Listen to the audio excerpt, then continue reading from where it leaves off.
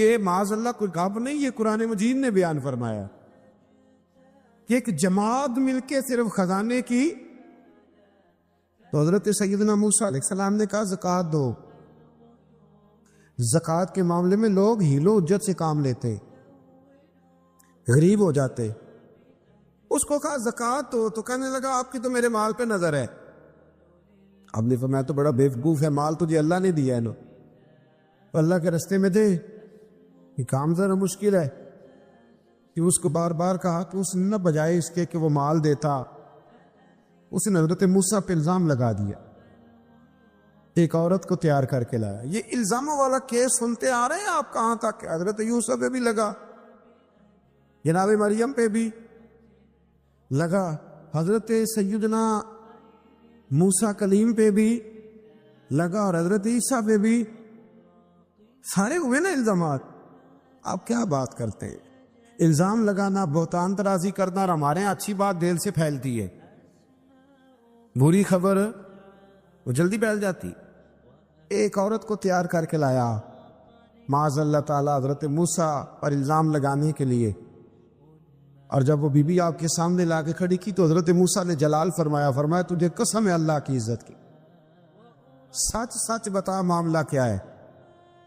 تو وہ خاتون کانپنے لگی، کہنے لگی میں موسیٰ کلیم کے سامنے کیسے کھڑی ہو سکتی؟ مجھے تو اس نے پیسے دے کے تیار کیا، مجھے اس نے مجھے پیسے دے کے تیار کیا، اور بڑی اس نے مجھے تکلیف دی ہے۔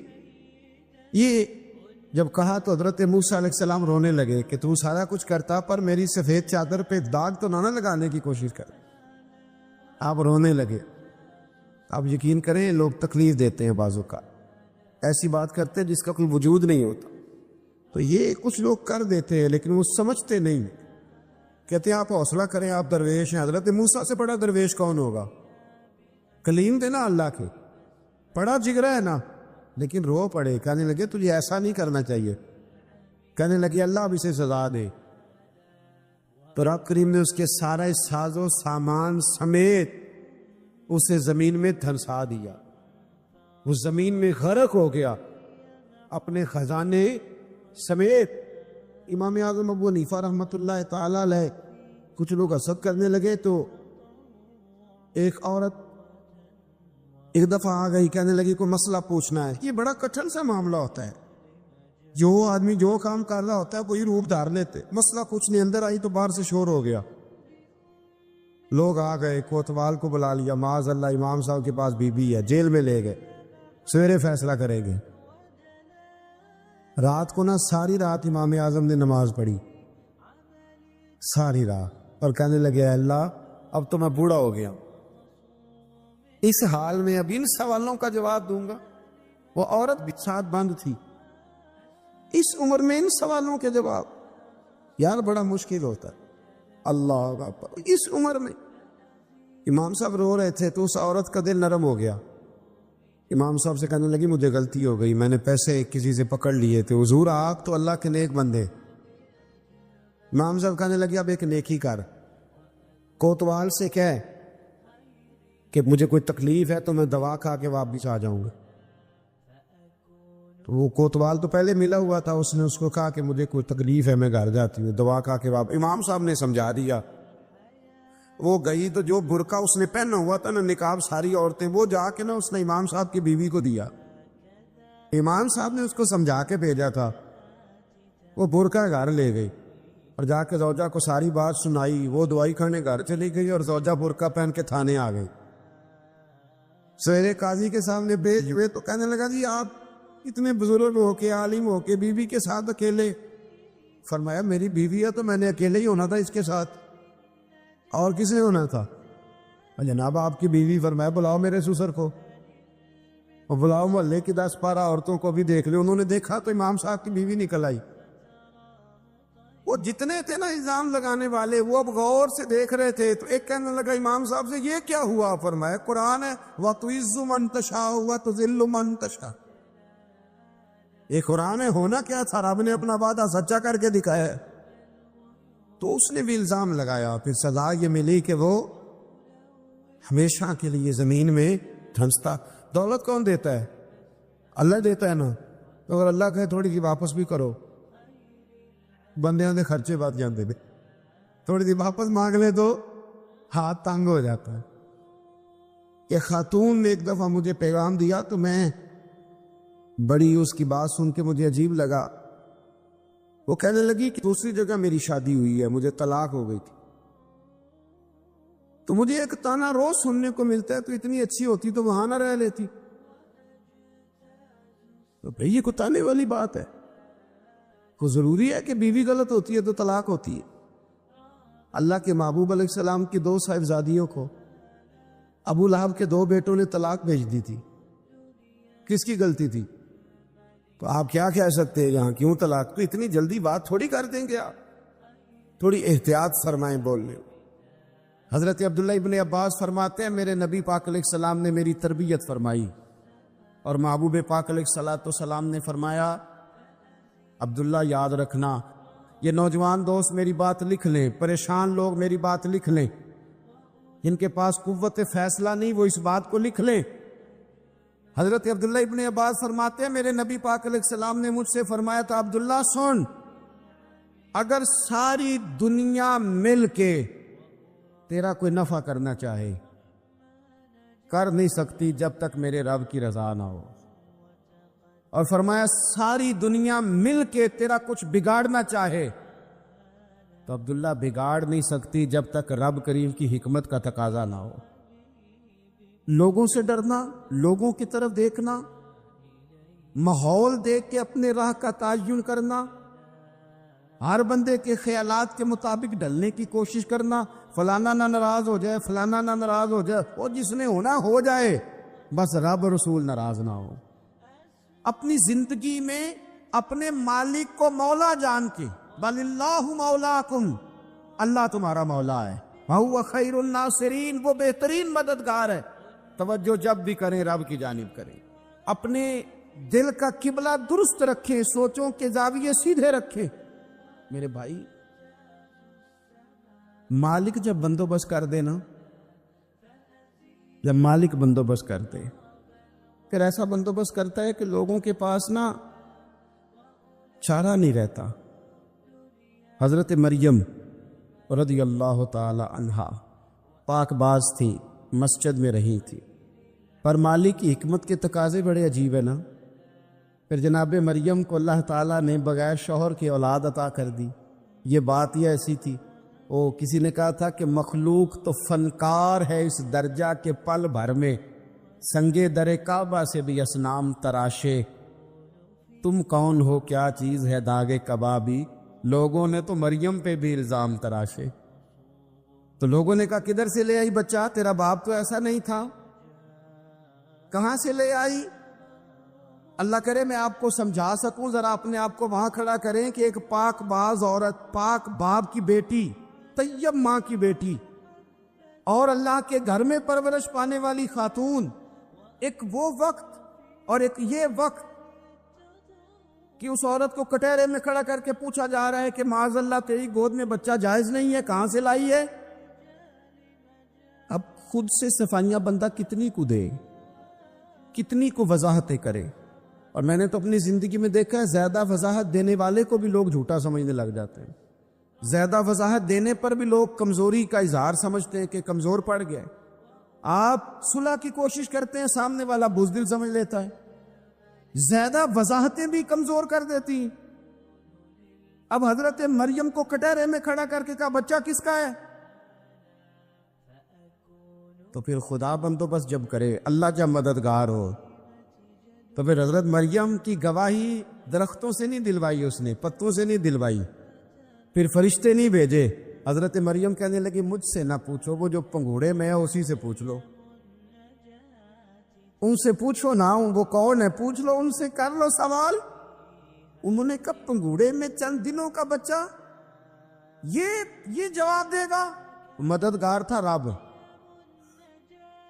ان کی برات کا اعلان کرنا تھا مالک نے، اور جب مالک اعلان کر دے، جب مالک تیری صفائی دینا چاہے، جب مالک تجھے دنیا کے سامنے نکھارنا چاہے، تو پنگوڑے میں لیٹے حضرت عیسیٰ بول کے کہنے لگے انی عبداللہ، آتانی الکتاب، فرمایا میں اللہ کا بندہ ہوں، رب نے مجھے کتاب عطا کر کے نبی بنا کے دنیا میں بھیجا ہے، میں اللہ کا بندہ ہوں، کتاب لے کے آیا ہوں، نبی بن کے آیا ہوں۔ پھر پنگوڑے سے اعلان ہو گیا، پھر بچہ بول پڑا، اور یہ ایک دفعہ نہیں بات ہوئی۔ یہ بنی اسرائیل میں ایک جریج نام کے شخص بھی تھے جو نماز پڑھ رہے تھے، بعض نے لکھا ہے نفل نماز تھی، اماں نے پکارا تو آئے نہیں، تو ماں کے منہ سے نکل گیا تو اتنی دیر تک مرے گا نہیں جب تک کسی بے حیا عورت کا منہ نہ دیکھ لے۔ تو وہ عبادت گزار تھے، لیکن لوگوں نے ان کی عبادت، ریاضت، پرہیزگاری کو نہیں دیکھا، بس ایک عورت کو بھیج کے الزام لگوا دیا۔ وہ عورت آیا جایا کرتی تھی، اب آ جاتی ہیں عورتیں، مسئلہ پوچھنے کی نیت سے بھی آ جاتی ہیں۔ ماحول میں کچھ جگہ ایسی بھی ہیں جہاں عورتیں دم کرانے کے بہانے آ جاتی ہیں۔ وہ خاتون آتی جاتی تھی اس خانقاہ پہ، آستانے پہ، یہ بخاری میں موجود ہے، پھر اس نے کہا میری گود میں جو بچہ ہے یہ انہی کا ہے، مجھے بتائے کیسے بندہ وضاحت دے۔ حالات خراب ہو گئے، لوگ کٹیا جلانے لگے، ماحول اور طرح کا بن گیا۔ میرے نبی پاک علیہ الصلوۃ والسلام فرماتے ہیں پھر اس رب کے بندے نے کہا مالک تو کریم ہے، تیری مشیت کا تقاضا آیا جو میری ماں نے جملے بولے تھے، پر اب میں وضاحت دینے کے قابل نہیں رہا، اب تو ہی کرم کرے گا تو دروازہ کھلے گا۔ تو وہ چند دنوں کا بچہ پنگوڑے میں بول کے کہنے لگا میں اس درویش کا نہیں، میں تو فلانے چرواہے کا بچہ ہوں، وہ جو بکریاں چراتا ہے۔ رب کی مدد کو پکاریں، اپنے ساتھ اپنے مالک کی مدد کو شامل کریں، تھوڑے رزق پر بھی گزارا اچھا ہونے لگ جائے گا۔ سارے لوگ آپ کو گرانے کی تدبیریں کر رہے ہوں گے اور مالک آپ کو عزتیں عطا فرما دے گا، اس کی بارگاہ سے حکمت کا تقاضا اور ہو جائے گا۔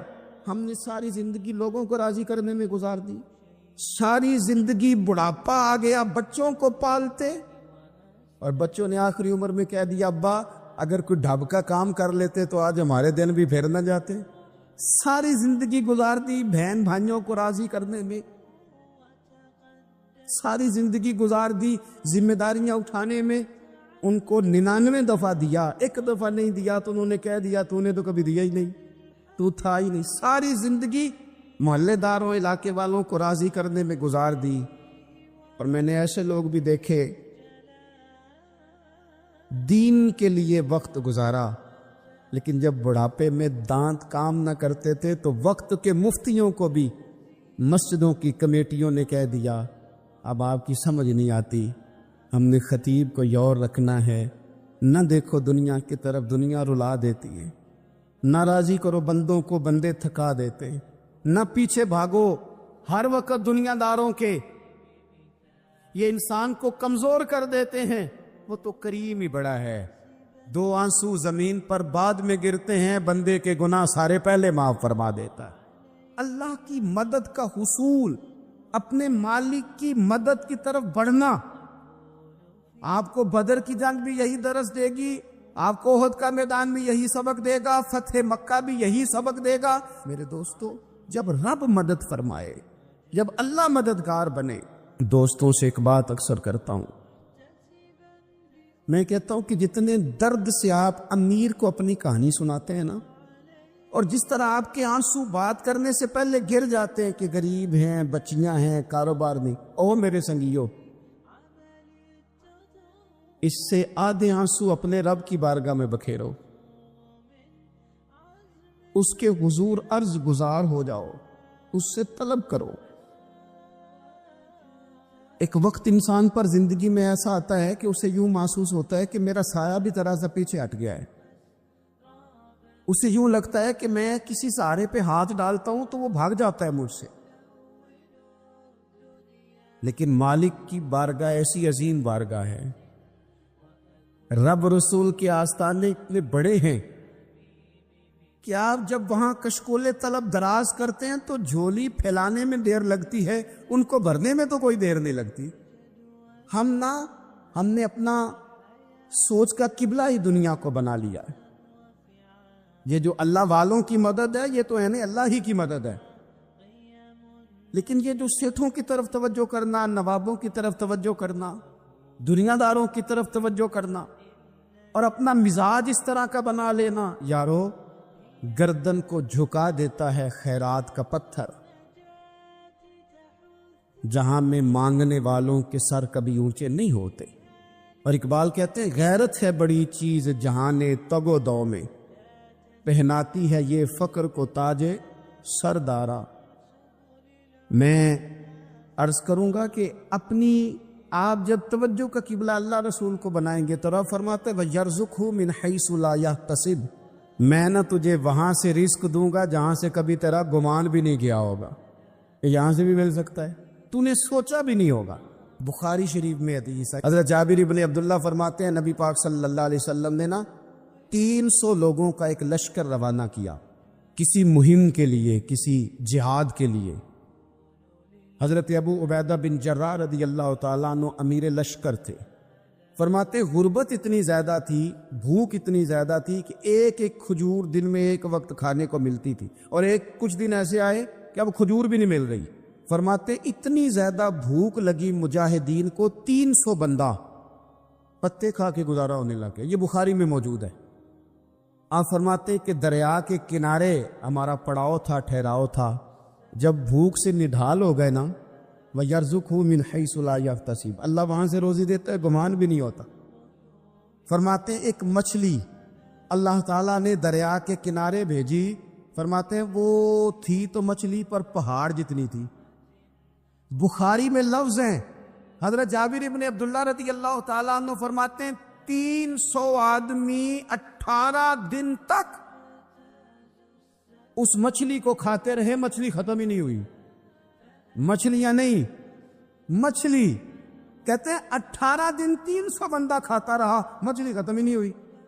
اور فرماتے ہیں کہ اس کی ہڈی نکال کے، کانٹا کہیں گے آپ اپنی زبان میں، کہتے ہیں وہ نکال کے نا تو اس کو کھڑا کیا نا جب، تو اونٹ کجاوے سمیت اس کے بیچ سے گزر جاتا تھا، 2 اس کے کانٹے جوڑے۔ فرماتے ہیں وہ اس کا گوشت ہم کھاتے تھے اور اس کی چربی بطور تیل کے ہم جسموں پہ ملتے تھے، بیماروں کو اس سے سکون آتا تھا، تندرستی شفا ہوتی۔ فرماتے ہیں ہم کھایا بھی ہم نے، اور کچھ لے کے ہم مدینے بھی گئے، اور قربان جائیں نبی پاک نے بھی اس میں سے کھایا۔ ہم نے عرض کی حضور یہ معمہ کیا ہے، یہ ماجرا کیا ہے؟ تو محبوب نے فرمایا تمہارے پاس غذا نہیں تھی، رب نے تمہارے لیے بندوبست کیا ہے، اللہ نے تمہیں دیا ہے۔ مکان شروع کر لیا، ایک صاحب نے مکان بنانے لگے، آپ وہ حساب لگا رہے ہیں، کہتے ہیں میرے پاس اتنے پیسے ہیں، اتنے میں نے فلانے دوست سے کہنا ہے اس نے دے دینے، اتنے فلانے رشتہ دار سے کہنا ہے اس نے دے دینے، اتنے فلانے سے کہنا ہے اس نے دے دینے۔ یہ ساری کاپی بنا کے مکان شروع کر لیا۔ جو روز کہتا تھا نا کوئی حکم ہو جاتے 10 سب سے پہلے اس کو کہا میاں پیسے چاہیے دین، وہ کہندا ہو کل ہی منڈا ٹوریا ہے، کہدے تو پرسوں 10 داتے لب جانے سن۔ میں آپ کو اپنے تجربے کی بات بتا رہا ہوں۔ یہ لوگوں کا خیال ہوتا ہے نا کہ آپ سٹارٹ کریں فلانا کام، ہم آپ کے ساتھ ہیں، اللہ کا ہی کوئی نظام ہے، وہ بالکل بھی نہیں ساتھ ہوتے۔ لیکن ایسا نہیں ہے کہ کوئی ساتھ نہیں ہوتا، اللہ تعالیٰ بڑے اسباب پیدا کرتا ہے، وہاں سے دیتا ہے جہاں سے گمان بھی۔ ہمارا یہ ذہن بن جاتا ہے ہم ساری اپنے حساب سے چلتے، اتنے رشتہ داروں سے، اتنے کون آپ کے ساتھ چلے گا، سوال ہی نہیں پیدا ہوتا۔ یہ سارے کام چھوڑ کے سب سے پہلے 2 رکعتیں پڑھو، اپنے رب کی بارگاہ میں، رسول کائنات کی بارگاہ میں گزارشات اور استغاثے پیش کرو، وہاں سے خیر طلب کرو۔ دنیا دار کیا دیں گے، کیا دے سکتے ہیں، کیا حیثیت ہوتی ہے کسی؟ اللہ کہتا ہے وہاں سے دوں گا۔ تو جو اللہ مال دے وہ لینا چاہیے کہ رشتہ داروں کا مال دیکھنا چاہیے؟ جو اللہ دے وہ لینا چاہیے کہ سیٹھوں نوابوں کی جیبیں دیکھنی چاہیے؟ جو اللہ دے وہ قبول کرنا چاہیے یا دیکھنا چاہیے کون سا آدمی کہاں پہنچ گیا؟ چھوڑو، اپنی مٹی پہ چلنے کا سلیقہ سیکھو۔ کسی کے سنگ مرمر پہ چلو گے تو پھسل جاؤ گے۔ مدد اللہ سے چاہیں، اپنی توجہات کا مرکز رب رسول کی ذات پر بنائیں، پھر آپ محسوس کریں گے کہ بڑی جلدی اللہ تعالیٰ کی مدد آنے لگی ہے۔ کبھی آپ صرف کہہ دیں نا میرا رب میرے ساتھ ہے، اس لفظ میں اتنی طاقت ہے کہ دشمن ویسے زہر ہو جاتا ہے۔ زندگی میں کسی سے بھی لڑائی ہو اچھی طرح سوچ لیں کہ اللہ اس طرف ہے یا اس طرف ہے۔ اگر آپ زیادتی پہ ہیں تو پھر رب مظلوم کی جانب ہے۔ اگر اللہ کی مدد آپ کے ساتھ ہے تو دنیا کی کوئی طاقت آپ کو گرا نہیں سکتی. اور اگر آپ مظلوم کے مقابلے میں ظالم بن کے آپ کھڑے ہو گئے ہیں اور آپ نے رویہ وہ اختیار کیا ہے کہ جس میں مدد نہیں آئے گی، تو پھر یاد رکھ لیں کہ آپ کوئی بھی ہیں، کہاں بھی ہیں، آپ کمزور ہیں. طاقتور تھے ابتدائے اسلام میں، ظاہری طاقت تھی کفار مکہ کے پاس، وہ ڈنڈوں سے مارتے تھے غریبوں کو، ان کے ہاتھوں میں ڈنڈے تھے، پر خدائی طاقت ان مظلوموں کے ساتھ تھی. صاحب زرقانی نے لکھا ہے حضرت زنیرہ رضی اللہ تعالیٰ عنہ ایک لونڈی ہیں، غریب ہیں، ماڑے دا کی کام محمد نس جانا یا رونا، غریب سادی بی بی اور لونڈی کنیزہ، ایک مشرک کی کنیزہ تھی، انہوں نے کلمہ پڑھ لیا، وہ ڈنڈوں سے مارتا، دروں سے مارتا، تکلیف دیتا. حضرت زنیرہ رضی اللہ تعالیٰ عنہ کو اتنا مارا، اتنا مارا. اب آپ ایک اور پہلو پر بھی غور کریں، مار بھی پڑ رہی ہے پر خدا ادھر ہی ہے، اللہ کی مدد ادھر ہی ہے. رب کہتا ہے کہ پہلے تو صبر کرنا، ان اللہ مع الصابرین، تو صبر کرے گا تو پھر رب کی معیت ملے گی. ذرا ٹھہرنا، تو تھوڑا ڈٹنا. ان الذین قالوا ربنا اللہ ثم استقاموا تتنزل علیہم الملائکہ، تو کہے اللہ میرا رب ہے، پھر تو پہلے ڈٹ، پہلے تو نے ڈٹنا ہے. ثم استقاموا، جو ڈٹ گیا، تتنزل علیہم الملائکہ، ڈٹنے والے کے لیے مدد آتی. پہلے تھوڑا ٹھہرنا پڑتا ہے، پہلے تھوڑا صبر کرنا پڑتا ہے، حوصلہ کرنا پڑتا، اس کے بعد مدد آتی. مار پڑ رہی ہے، مارا جا رہا ہے.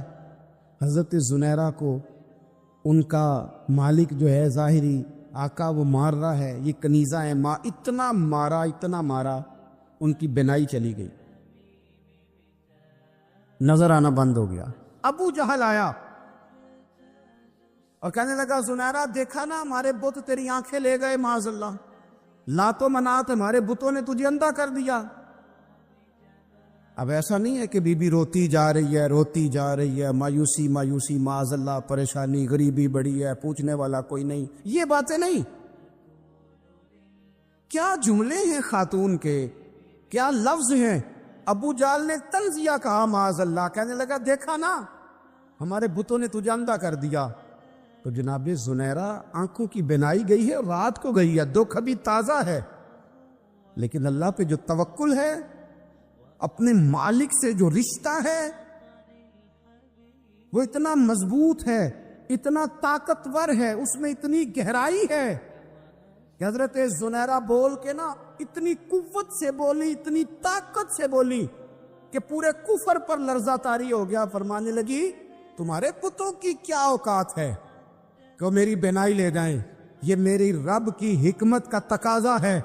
جب تک اس نے چاہا زنیرہ دیکھتی رہی، اور جب اس نے چاہا زنیرہ کی آنکھوں کی بینائی چلی گئی، اور اگر وہ چاہے گا نا تو بینائی واپس بھی کر دے گا.